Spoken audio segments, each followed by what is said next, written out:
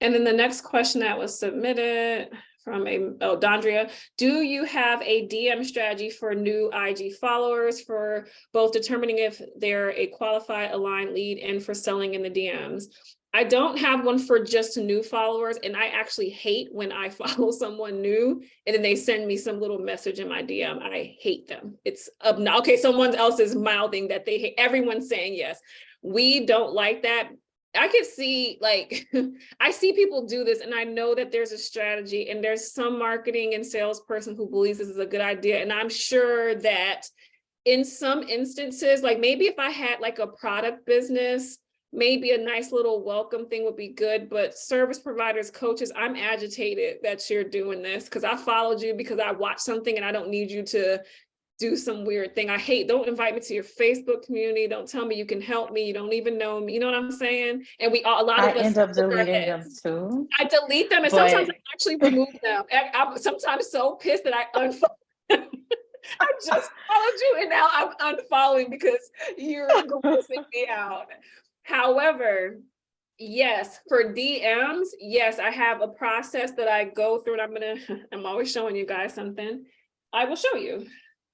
Now, I'm not going to act like this is something I originally came up with as a genius, because sales was actually a big struggle for me. When I was in leverage with Jerisha, she had us doing these DMs and they annoyed me at first. But then when I made them my own, it felt really good. And so essentially she had you just asking questions, and you asked, it was permission-based sales. So it's very proper sales strategy. It's permission-based sales. It was, hey, thanks for reaching out. So I might put up and I might probably show you guys a slide. This is from something I teach in courses for Instagram and like story Instagram. And then I also teach it in Revolutionary, but I'm just going to show it to you guys. It's not a big deal.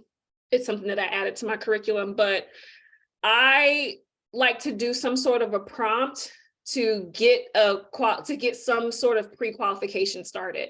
So I might do a prompt like, hey, I might teach something real quick in stories and then say, which one of these 3 areas are you struggling with the most? Is it messaging? Is it this or this? They're leading to my 3 VIP day directions, but I'm trying to see what they need. And then when they do select one, and all of mine say, I'm going to DM you if you respond to this, then I'll say, thanks for responding to this. Can I ask you a few questions? So still permission-based sales. And I have a note in my phone, and I can kind of copy and paste, because there are times where I'm having these conversations with like multiple people at the same time. It's very, very fun. So I'm going to show you a few ways of getting those conversations started so that you can pre-qualify people, because it's really been a good way to have those DM sales conversations. But I'm going to show you what I have in my phone.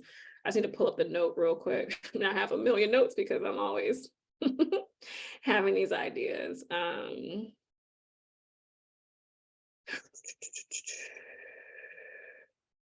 I saw you. Okay, here they are. Okay, so let me pull up my cell phone for you guys real quick. And this is something I would recommend you do. I definitely, if you are the kind of person who's going to be selling through the DMs, I would highly recommend you having your standard pre-qualification questions in a note where you could copy and paste, so that you have some consistency. I'm going to share my screen. Okay, make that go away. And then this is driving me nuts. Hold on. Okay, so you see, I saw that you responded to my Instagram story. Would you mind if I asked you a few questions to see if there's anything that would stop me from helping you with your business? And they always say yes, because they messaged me. So I'm like, cool. And this could have been from a prompt like, hey, I thank you for saying the word from my video. And then I'm like, okay. So I always ask, and then I ask them questions. So, and my program is like a program. So I'm like, do you have the time commitment? Can you commit this time? And then what are some of the things that you want to see happening in the 4 months? It's because that's how long my program is. So I need to know if what they're asking for, what their goals is it realistic to what I'm capable of helping them with? And then I want to know what they're selling, just whatever questions are going to be pre-qualifying for you. And they should kind of be in alignment with what's on your application. But like the shorter version of that. They answer every one of these questions, by the way. I ask a lot of questions. I will be DMing you for like an hour, but it's, on my own time. And in this way, I am able to see if it even makes sense. And if it does, because a lot of these people, I don't know. If I know the person, it's a lot easier. But sometimes these are people I'm like, I don't know. I didn't know you've been following me. And so this is going to give you an opportunity to get to know someone that's a very, very cold lead.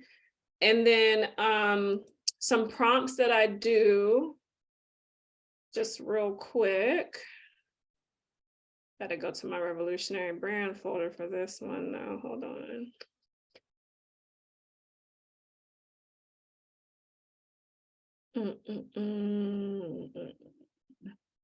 Because we literally have a thing just on DM sales. Okay. Of course. I'm like, oh yeah, I got something just on DM sales. Give me just a moment. Okay.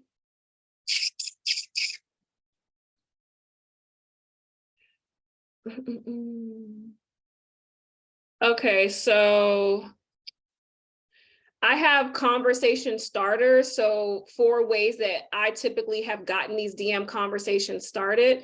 So they might have DM'd me just saying this thing that you said in your stories, your post, your carousel, they complement something that I talked about. But if they took the time to DM you, they probably also was like, I kind of need help with this. So that's usually a good segue for, I'm glad that that really stood out to you. Like what stood out most for you, they'll tell you like, okay, you said this. And I'm like, is that something that you're struggling with right now? Always it is a struggle. That's why they reached out. And then it just kind of naturally segues into a natural conversation about what's going on and if they need help with it. Having the story, like the polls, that's very easy because if you've asked people to vote for an issue that they're having, then that means that they are definitely okay with the sales conversation. Of course, if they ask directly about your offer, or if they start DMing you asking for advice or sharing a problem, then that means you must want to work with me in some way. So that's it. Okay. Helpful? Yes, very helpful. Okay. And ooh, there's a lot of stuff in the chat. Let me stop sharing this and see what did I miss something? Look, what I miss? Y'all talking about me? Yes, we are. You sold me in the DM and it was seamless for my VIP day. I mean, I got so many clients. Most of my VIP days, I just had my first sales call for it today, actually. And she actually already asked for the agreement, but she just wanted to get on the call. So it technically wasn't even a sales call, but I was like, I have never actually got on the call with anybody. They were all through the DM. And that's a big offer.